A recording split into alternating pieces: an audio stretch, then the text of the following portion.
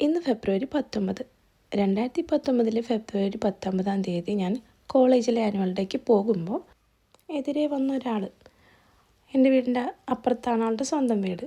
ആളിൻ്റെ അടുത്ത് സംസാരിച്ച് അങ്ങോട്ട് പോയി. ആൾ പിന്നെ എൻ്റെ അമ്മയോട് ചോദിച്ചു, മോളുടെ കല്യാണമൊന്നും നോക്കണില്ലേന്ന്. അമ്മ പറഞ്ഞു, മോൾക്ക് ഇഷ്ടമാവണത് അച്ഛന് ഇഷ്ടാവില്ല, അച്ഛന് ഇഷ്ടമാവണത് മോൾക്ക് ഇഷ്ടാവില്ല. ആളൊരു മരണ വീട്ടിലേക്ക് പോയതായിരുന്നു. പോയി തിരിച്ചു വന്നപ്പോൾ എൻ്റെ അമ്മയോട് ചോദിച്ചു, ആളുടെ മോനിക്ക് എന്നെ കല്യാണം കഴിച്ചു കൊടുക്കുമെന്ന്. എൻ്റെ അമ്മയ്ക്ക് എന്ത് പറയണമെന്ന് അറിയണില്ല. കാരണം അച്ഛൻ സമ്മതിക്കില്ല, ഞാൻ സമ്മതിക്കില്ല. സമ്മതിക്കുമോയെന്ന് അറിയില്ല. വൈകിട്ട് ആനുവൽ ഡേ കഴിഞ്ഞ് ആ വീട്ടിലെത്തിയപ്പോൾ അമ്മേൻ്റെ അടുത്ത് കാര്യം പറഞ്ഞു. എനിക്ക് ഉറപ്പായിരുന്നു അച്ഛനും സമ്മതിക്കില്ല, അതുകൊണ്ട് എനിക്കൊരു ടെൻഷനും ഉണ്ടായിരുന്നില്ല. എനിക്കാണെങ്കിൽ പക്ഷേ ഇത് ആക്സെപ്റ്റ് ചെയ്യാൻ ഭയങ്കര ബുദ്ധിമുട്ടായിരുന്നു. കാരണം എന്നെക്കാളൊരു വയസ്സിന് മൂത്തതായിരുന്നുള്ളൂ. ഞങ്ങൾ ഒരുമിച്ച് ഒരു സ്കൂളിലൊക്കെ പഠിച്ചിട്ടുണ്ട്. ആളങ്ങനെ സംസാരിക്കാത്തൊരു ടൈപ്പാണ്. എൻ്റെ ഒരു ടൈപ്പേ അല്ലായിരുന്നു. അപ്പം ഞാനിതിനെക്കുറിച്ച് പിന്നെ ആലോചിച്ചില്ല.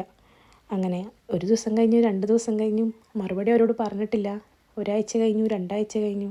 അവസാനം അവർ പറഞ്ഞു, ഞങ്ങൾ വന്ന് തന്നെ ചോദിക്കാമെന്ന്. അത് പറഞ്ഞപ്പോൾ അമ്മയ്ക്ക് വീണ്ടും ടെൻഷനായി. കാരണം അച്ഛൻ എങ്ങനെയാണ് പ്രതികരിക്കാമെന്ന് അമ്മയ്ക്ക് പറയാൻ പറ്റില്ല. എന്നിട്ട് അമ്മ കാര്യം അച്ഛനോട് പറഞ്ഞു. അച്ഛൻ ഒന്നും നോക്കാതെ ഓക്കെ പറഞ്ഞു. ഞാൻ പെട്ടോ. പിന്നെ ചെക്കൻ്റെ മാമൻ, അതായത് ഞങ്ങൾ അപ്പുറത്തോട്ടുള്ള വല്യച്ഛൻ, ആൾ വന്ന അച്ഛനോട് സംസാരിച്ചു. അച്ഛന് സന്തോഷമുള്ളൂ. അവരോട് വന്നൊരു മാർച്ച് 3 കാണാൻ പറഞ്ഞു. എനിക്കപ്പോൾ ആകെ ടെൻഷനായി. കാരണം അച്ഛൻ പറയുന്ന ആളെ മാത്രമേ ഞാൻ കല്യാണം കഴിക്കുള്ളൂ എന്ന് അച്ഛന് വാക്കും കൊടുത്തു. ഈ ആളുമായിട്ടുള്ള റിലേഷൻഷിപ്പ് എനിക്ക് വർക്കാവോ? ഇനി ബന്ധുക്കൾ മുഴുവനും എൻ്റെ അയൽവക്കക്കാരായതുകൊണ്ട് ഇനി അതിന് വല്ല പ്രശ്നം ഉണ്ടാവുമോ എന്ന് ആലോചിച്ച് എനിക്ക് ആകെ ടെൻഷനായി. അവർ കാണാൻ വന്നു.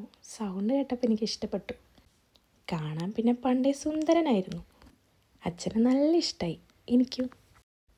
പിറ്റേ ദിവസം തുടങ്ങി മെസ്സേജ് അയക്കൽ തുടങ്ങി, കോളായി, പിന്നെ എല്ലാം പെട്ടെന്നായിരുന്നു.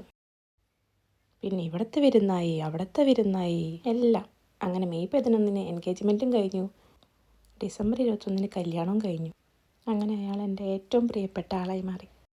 പിന്നെ ഞങ്ങളുടെ നാട്ടുകാരും വീട്ടുകാരും എല്ലാവരും ഒരുപോലെ പറഞ്ഞ കാര്യമാണ് ഞങ്ങൾ വർഷങ്ങളായി പ്രണയത്തിലായിരുന്നുവെന്നും അതുകൊണ്ടാണ് വേറെ ആരെയും കല്യാണം കഴിക്കാഞ്ഞതെന്നും.